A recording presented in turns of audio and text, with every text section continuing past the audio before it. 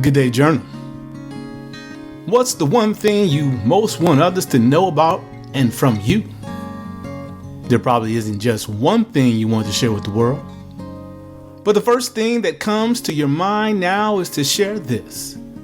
You don't need to convince another of who you are or what you can be or do.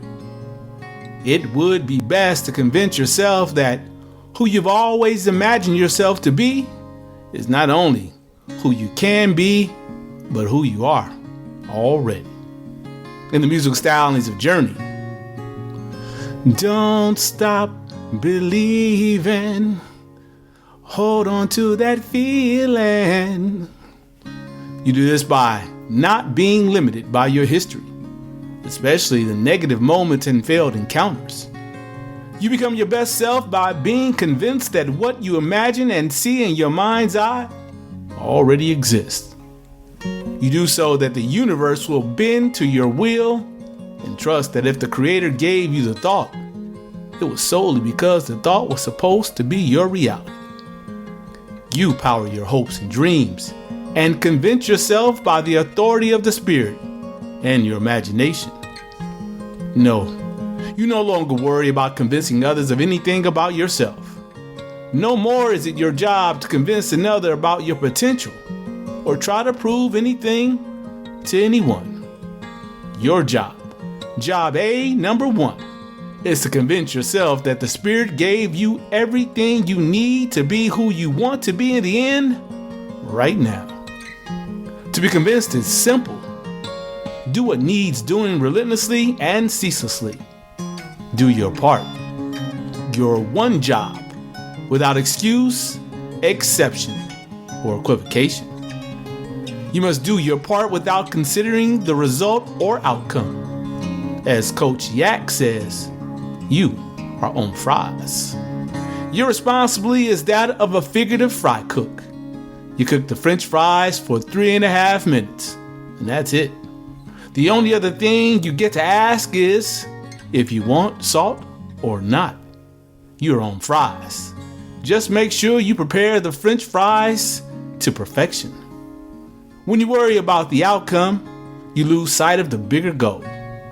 Worrying yourself about something other than the fries is how you mess up the French fries, and eventually, the entire meal. Getting concerned about the outcome is what people do when they are trying to convince another that they are who they say they are to other folks. Concerning yourself with convincing another of anything perpetuates the foolishness you get caught up in when you think you need to prove to another that the person you always imagine yourself as is more than a figment of your imagination. What the divine expects you to do each day is to make sure that your words and deeds match who you say you want to be.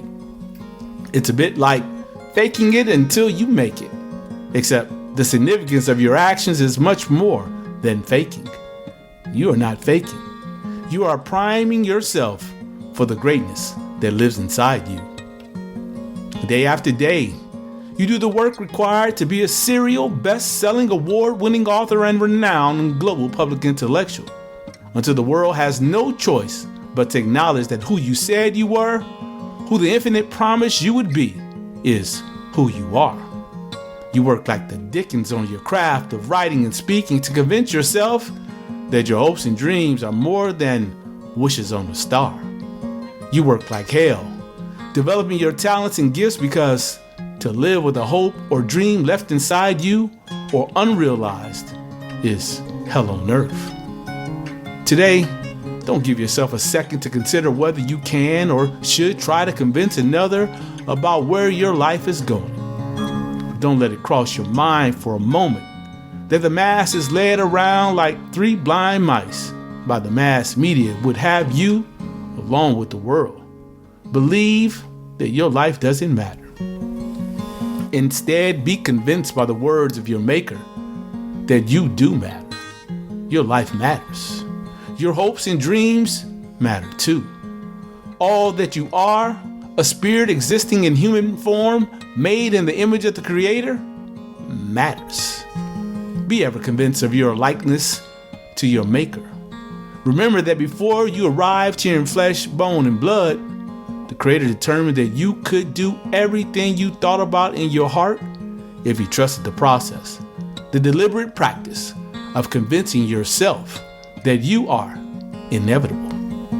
In the voice of Maximus from The Gladiator, played by Russell Crowe, you should ask the doubters, haters, and naysayers, are you not entertained? Are they not entertained by who you've become that they were unconvinced you could be?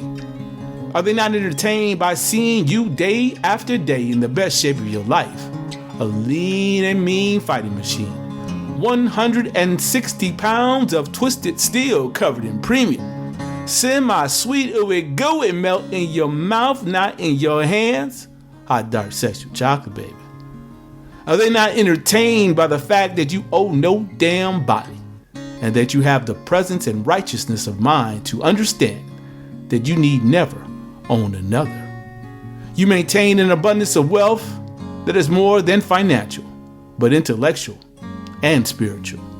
Do they not find it entertaining that your holistic wealth is enough for those you love and adore to last for several generations? Are they not entertained to see and hear you espouse the timeless wisdom passed down by the universe? Does it not entertain them to see sold out audiences after sold out audiences pack arenas to hear and see you share the timeless wisdom that has the power to free a captive? Is it not entertaining to see you remain year after year on the bestseller list as readers flock to ascertain the timeless wisdom that helps anyone understand that the only one who needs convincing of your potential is you? Yes, the Spirit convinced you that you can help, serve, and ensure others know their lives matter. Yes, the Infinite convinces you that the world will be better upon your departure than it was on your arrival. Without question, you remain convinced that you will make such a significant contribution to the planet that it will be like a ding that reverberates in the universe until the end of time. It is such a good thing for you that you stop trying to convince others and learn to convince yourself. It is such a blessing that you no longer need others to believe in you and that you started to believe wholeheartedly in yourself. It is beautiful that you cease waiting for others to affirm that what you wanted to make of your life was achievable. And how phenomenal it is that instead of waiting on the approval of others, you convince yourself that your hopes and dreams were achievable and inevitable. Look at your life. It is incredible. Your life is stunning from any view, regardless of the perspective. Don't stop believing. Hold on to that feeling. Your life is as you always imagined it because you finally convinced yourself, not others, of its inevitability. Reflect and write. Do you regularly try to convince others of your worth, your status, your value? It is time to cease with such limiting behavior. Do you find yourself so focused on the outcomes of your actions that you lose sight of your audacious hopes and goals you've been given by the Creator?